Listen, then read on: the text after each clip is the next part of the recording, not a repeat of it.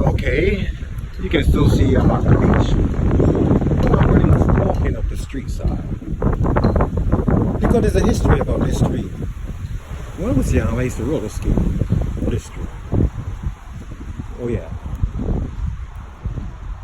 But this street was predominantly controlled by white people. Well, let me put this in perspective. They are white Barbadians that are born here. They came from Europe early in life, back in history times. And their ancestors settled here. Most of these properties that you can see here, they are tourism affiliated, but they're really owned by white Bajans. They're old families. When King James and the British colonized the whole country and parcel out territories to old families. This area, Roma's Beach apartment, this one here was used to be, is it this one? I don't think so. I think, no, it wouldn't be this one. I'll take it further. Yeah.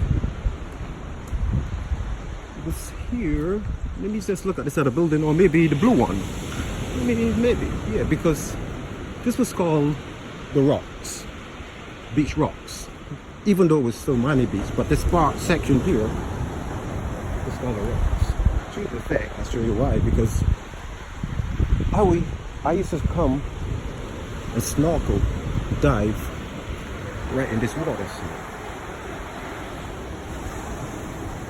And this water here, it's not deep, but it was beautiful.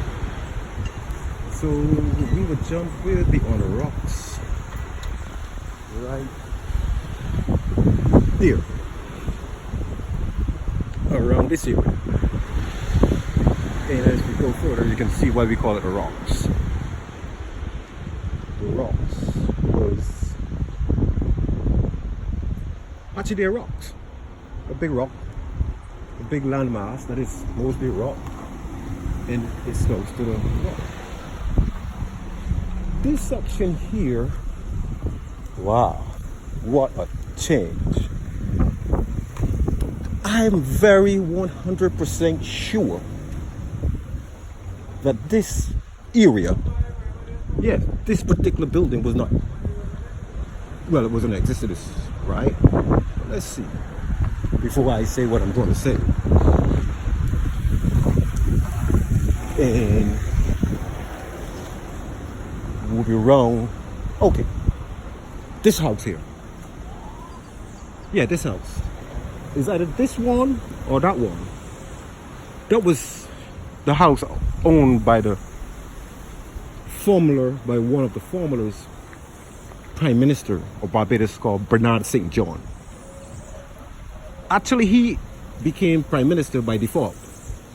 When Prime Minister Tom Adams died, he was like a deputy Prime Minister. So there you get what I use the word default. Automatically, he was becomes Prime Minister. It's not like the States where the president and the vice president become president when the president dies, and then if there's no vice president, then you get the Speaker of the House, who would be Nancy Pelosi, as we know it now. But this is the place, and as you can understand why I use the word white, and this area were mostly used by white people, because the family were St. John. St. John's, they are people like from, they had this kind of what you call clear skin. They were all fair skin, and the children, but they had the son, so they were brown skin as opposed to white skin, if you want to use such an epithet. But what happened is that they would be up and down this road, and they'd be roller skating, bike riding, because you know they had the ability, as far as money is concerned, to do things that the ordinary person would not be able to even think of them. on the toys. So I could get roller skates from the guy. Especially there was one guy whose name was Sandy, and he was lived further up, a real further up. Like if I was to look at this ocean and see that little curved rock where you can see the water hitting, and they keep going up till you can see the waves far in the background. That's called North Shore. I mean South Shore. But up there is about, I would say, 2 miles from where am I exactly. They had this big house on the rocks. Still the same St. John family, but they have different names because, you know, one person married to another person. And they get a change of name, but yeah, his family is married to each other family. You know, just like royal, so-called royalty. Anyhow, so they would have all of these accoutrements. You can still see what the place is. As opposed to the beach that is predominantly black-skinned people. Do you think they can own anything here? So you get what I'm talking about. So there you see that they would be up and down this street playing with the toys, expensive toys, the big, there were like choppers, motorcycle choppers, long skateboards. They would surf. I'll go surfing with them because for some reason, I don't know, and it's not about me, it's just that how God or how fate, how life present itself towards me. I was able to find myself or place myself in positions that people, whether they were wealthy or knowledgeable, maybe professors, maybe directors of great institutions, that for some reason or some purpose, if you can call it universal purpose, that they would have some special eye towards me.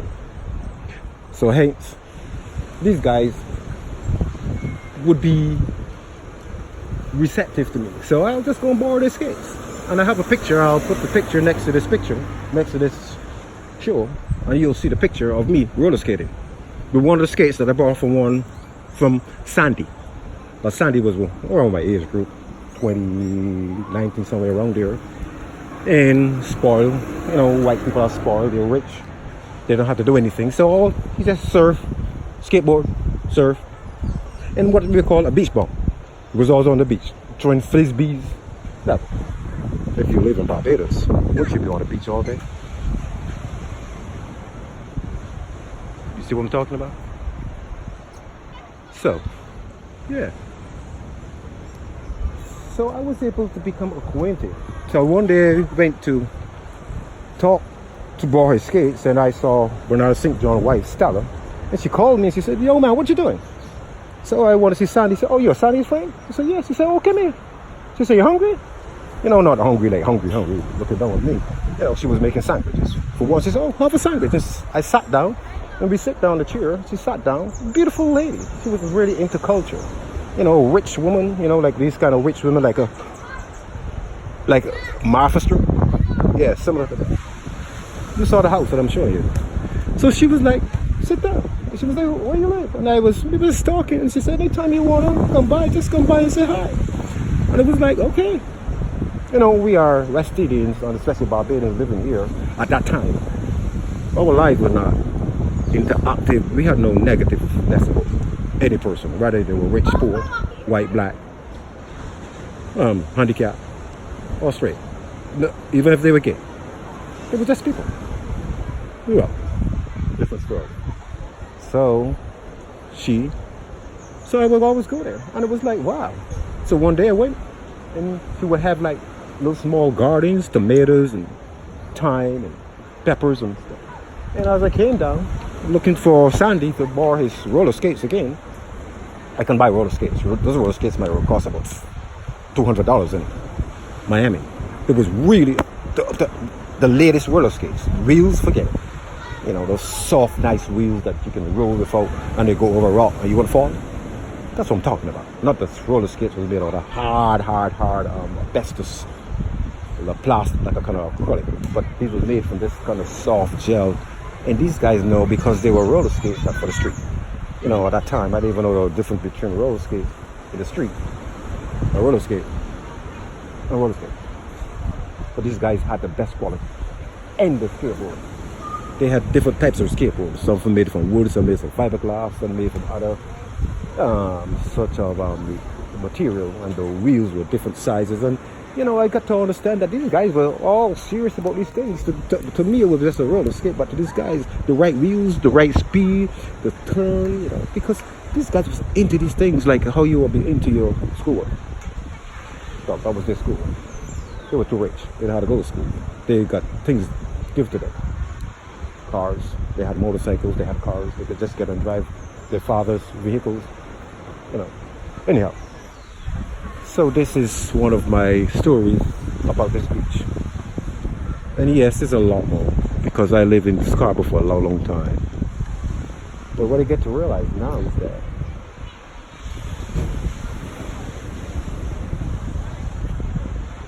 it has changed dramatically.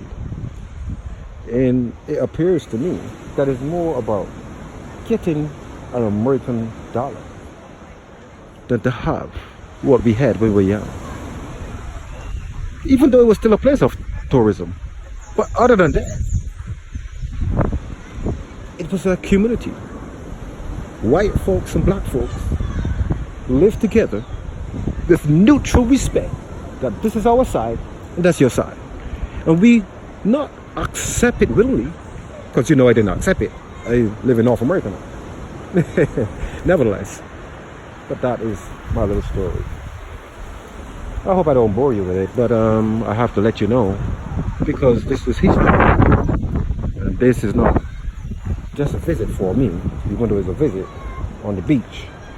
But this is a closing part of this history and my existence as a person born and bred in Barbados, and the memories that I carry and made me the one kind of person that I am today. Respect, dignity, compassion, understanding, and simply to praise my Creator that I make it out of this. I mean, if you listen to my story, you'll see that I was not in a desperate position. I beg you, I wasn't at all. But when I got the first bug and went to Canada, that was the end of this Barbados vision. I wanted to explore the world, and my world was a foreign land, and I was able to accomplish it for the past almost 40 years. And this is my vacation back to Barbados. Or really the first vacation I had in almost 40 years. You may not believe that. But today's a day that everybody's going to picnic in, because it's the 1st of May in Barbados. And the 1st of May is called Labor Day. And people don't go to work. It's in the middle of the week. But for Barbadian, well, we welcome it. Who want to work? Where you can hang on the beach. So I'll show you a lot more of my videos and let you have a look at sunny, beautiful Barbados.